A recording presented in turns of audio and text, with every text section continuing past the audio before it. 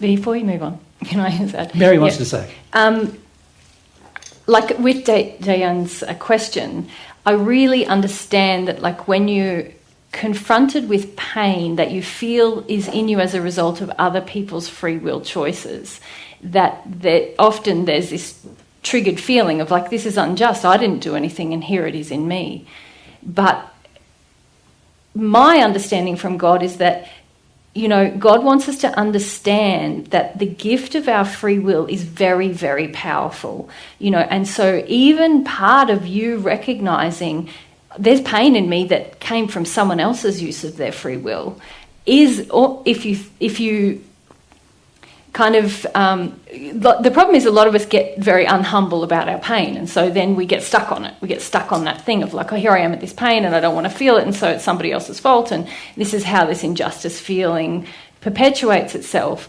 But if we're able to experience our pain, we understand, wow, that's very powerful, the free will gift that I have. Look at the impact that everyone has. Look at the impact it's had on me. I also have that gift. How and am I also I have using my impact on free will? others. I'm impacting others, and also as we go through that process, we learn, yeah, this is a pretty powerful gift I have, free will, because I can use my free will not only to release my pain, which seemed insurmountable before, and look, I did it.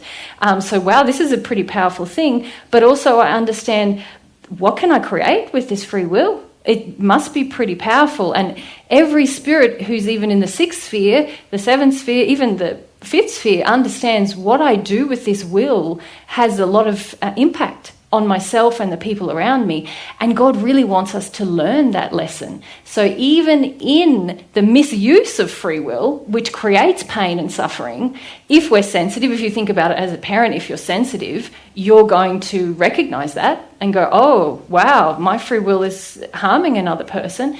But even if you're not, and you are the child who's having to face the pain that's, you know, come to you through generations, if you can be humble to that pain, you understand, wow, I'm pretty powerful. Like, that didn't even stop me, that pain. You know, I got rid of that, and I can create good things with this will. So God wants you to know how powerful you are. It's very powerful. Yeah. Microphone back there. Yeah.